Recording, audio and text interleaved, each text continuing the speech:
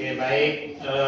Untuk pagi ini kita masih beri kesempatan untuk bisa bertemu kembali, tentunya pada pembelajaran berikutnya untuk hari ini khusus tentang coding. Nah, sebelum Bapak kita melanjutkan materi, kita absen dulu.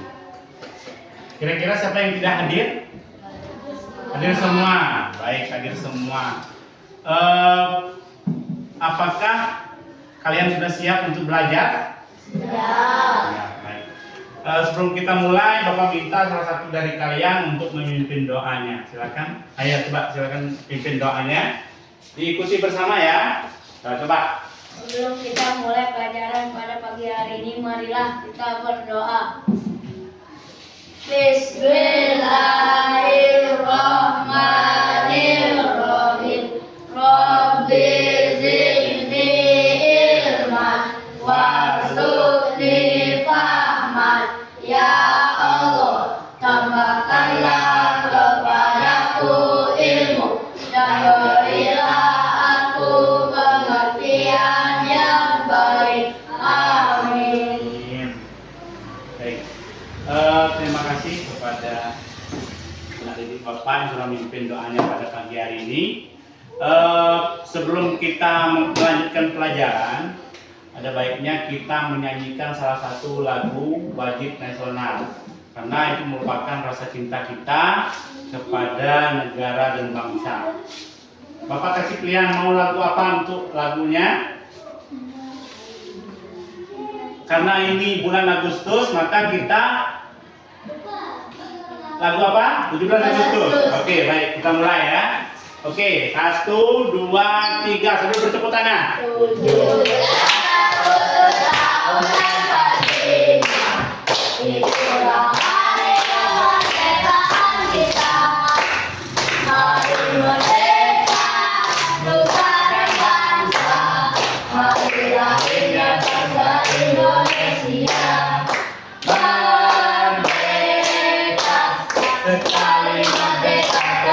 merdeka, selama hayat masih digantung pada kita tetap kerja mempertahankan Indonesia.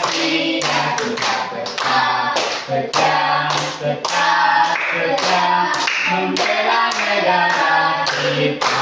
Oke, baik. Jadi itu merupakan salah satu lagu wajib nasional 17 Agustus karena di bulan ini Indonesia memperingati hari ulang tahun berapa? 80. Ya. Nah, anak-anak didik semua, kemarin kita sudah mempelajari tentang coding dan KKA.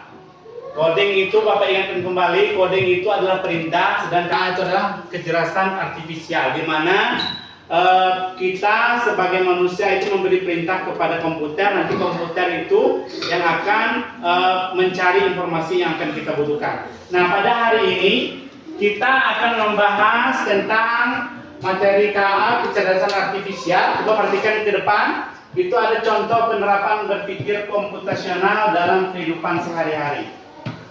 Tujuan pembelajaran ini nanti ada tujuannya dari kita belajar. Yang pertama itu anak didik nanti menganalisis permasalahan sehari-hari dengan pendekatan berpikir komputasional.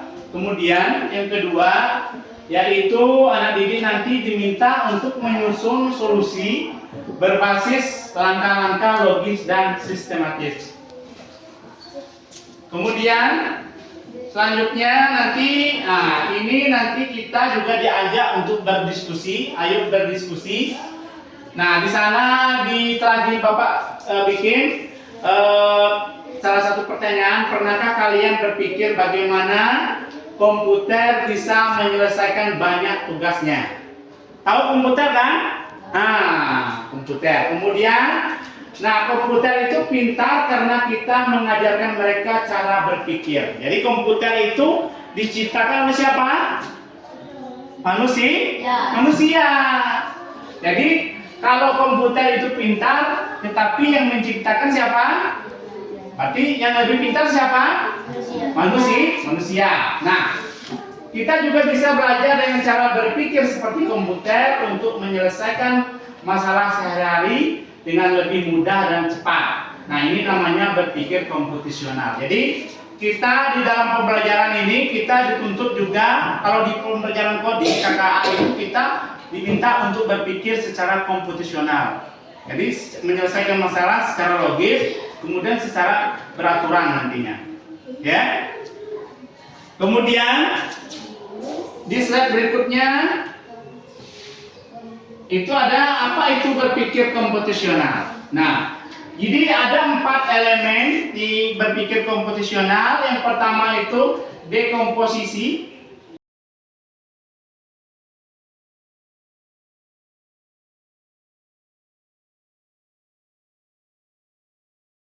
Jadi pengenalan pola, kita pilih-pilih pola yang mana yang dulu petunjuk dari pertanyaan tersebut. Kemudian ketiga tuh abstraksi. Itu juga kita melihat langkah-langkah dari gambar yang akan ditampilkan. Nanti akan Bapak tampilkan gambar, nanti anak didik akan mempelajari apa itu gambar yang Bapak tampilkan. Kemudian yang keempat itu algoritma.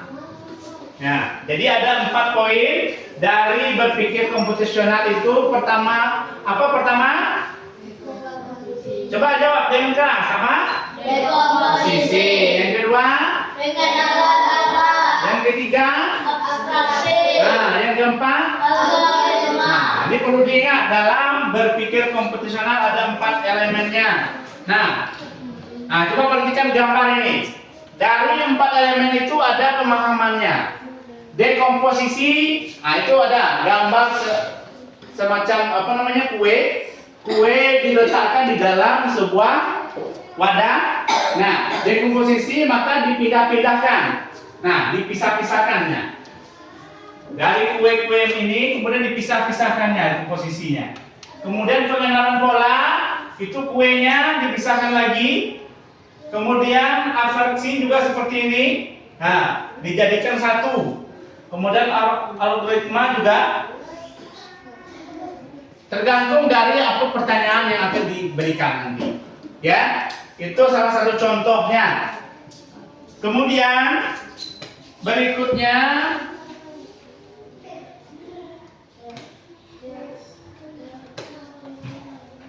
perhatikan dalam slide berikutnya. Ini ada pengertiannya. Dekomposisi itu apa? Ini adalah cara memecah masalah yang besar dan rumit menjadi bagian-bagian kecil yang lebih mudah untuk dikerjakan. Nah, masih ingat dengan kue ini tadi? Nah, ini kue ya. Coba perhatikan. Nah, itu dekomposisi. Maka dipisah-pisahkan menjadi bagian-bagian kecil. Nah, kemudian ibaratnya kalau mau makan kue besar, kita potong-potong dulu jadi bagian yang lebih kecil. Itu namanya dekomposisi. Contoh, misalkan membersihkan kamar. Nah, di sana sudah Bapak bikin contohnya. Perhatikan sini. Nah, masalah besarnya kamar berantakan. Misalkan kita pagi ini, kita bangun pagi kan. Kalau pagi kan tentu berantakan karena kita sudah bangun tidur. Nah, maka masalah besar kita adalah berantakan. Nah, bagaimana komposisinya? Yang pertama, rapikan tempat tidur dulu, rapikan. Kemudian kumpulkan sampah dan buang ke tempat sampah. Misalnya ada sampah malam tadi, apakah kita bekas kita nulis salah kita buang sembarangan atau bekas kita makan cemilan apa namanya kertasnya. Nah, maka paginya kita pungut dulu sampahnya, kumpulkan sampah. Kemudian susun buku di rak buku. Setelah kita belajar malam tadi, kita susun kembali paginya.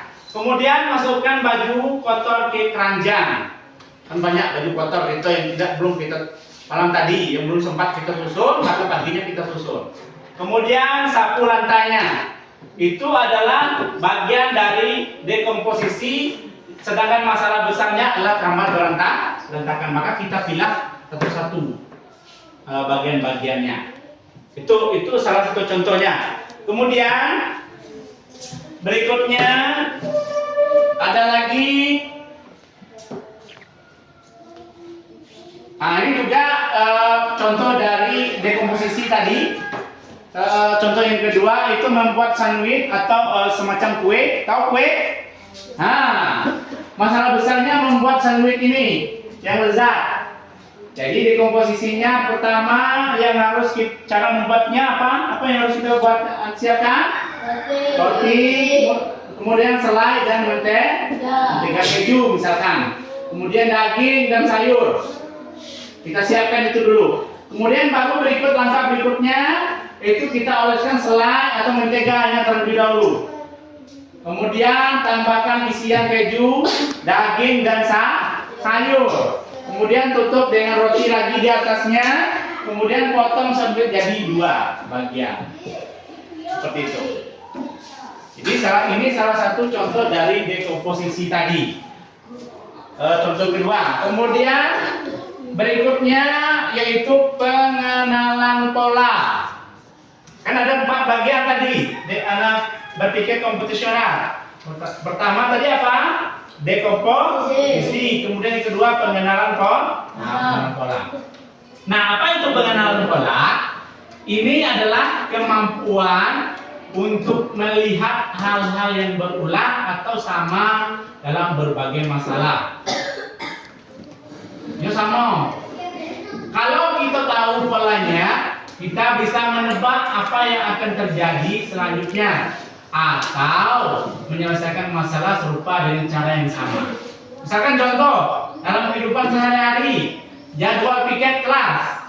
Nah, itu kan polanya sama kan?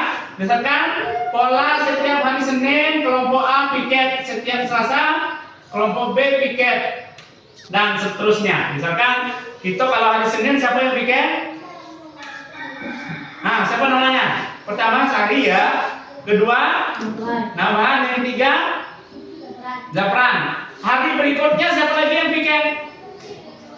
Nah, maka itu merupakan pengenalan orang, karena pola itu berulang. Senin lagi berikutnya tetap orang itu juga yang piket.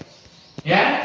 Nah, manfaatnya kita jadi tahu kapan giliran kelompok kita piket tanpa harus diberitahu setiap hari. Karena kita udah tahu jadwalnya. Oh, saya Sari misalkan hari Senin piket. Kemudian hari apa lagi? Hari Kamis ya. Hari Kamis dia juga piket. Jadi tidak perlu diingat lagi kalau hari Senin tetap Sari. Hari Kamis juga Sari seperti itu. Dan itu berulang. Itu namanya pengenalan pola. Seperti itu. Itu contoh pertama. Kemudian contoh kedua. Nah, seperti ini. Nah, coba perhatikan. Itu gambar apa itu? Pensil warna ya. Nah, ini misalkan mencari kesamaan. Jadi mengerjakan soal matematik, polanya soal penjumlahan selalu menggunakan tanda tambah dan cara menghitungnya sama.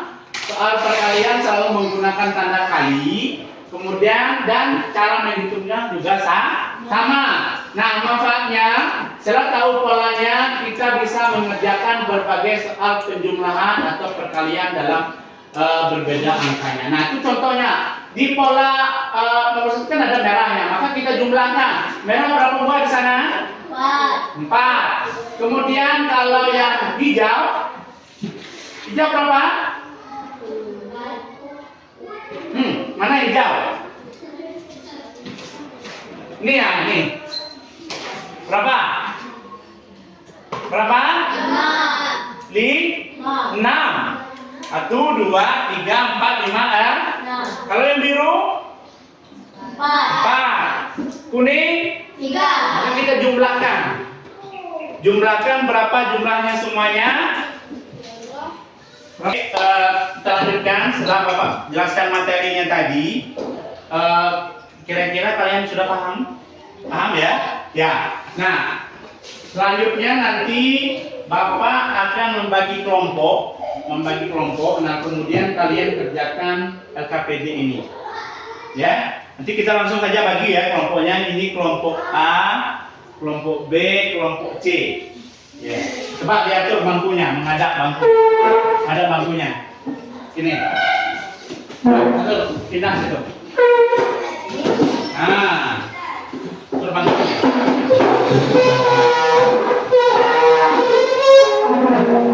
Nah, ini. Ya, ini ikut pindah.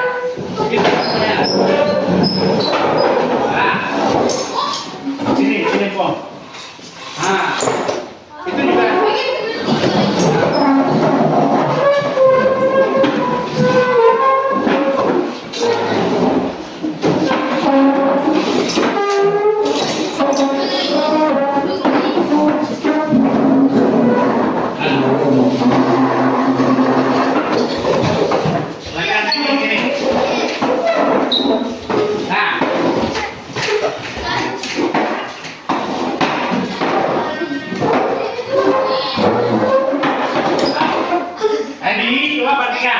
Kelompok kita sudah kasih, ini kelompok A, kelompok B, dan kelompok C.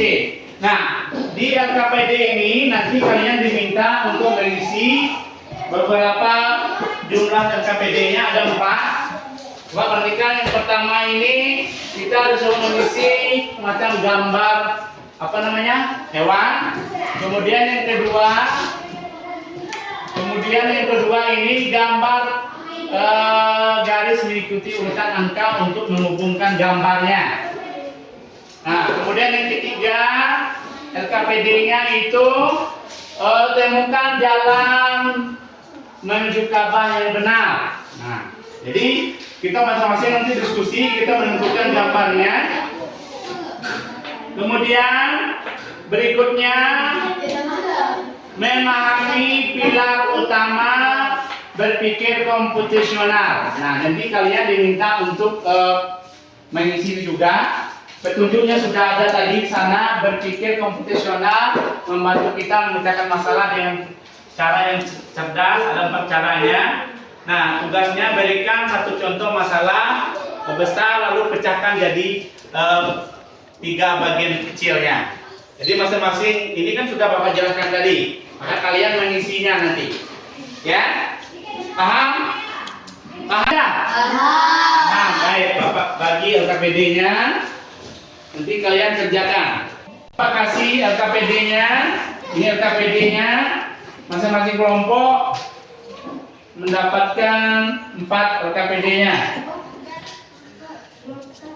Nanti jangan lupa dibikin nama kelompoknya, ya. Ya, bikin nama kelompoknya.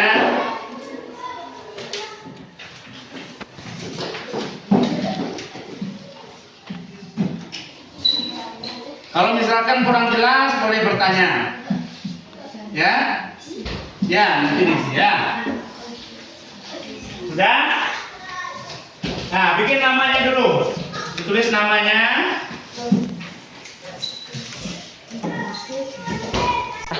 Nah, apa sudah siap? Ya. Nah, baik. Silakan dikumpulkan LKPD-nya. Nanti Bapak sebutkan untuk kelompok A. Silakan kelompok A kumpulkan. Jangan lupa bikin namanya kelompok A. Kemudian kelompok B. Ya, kelompok B. Baik, kelompok C. Nah, baik.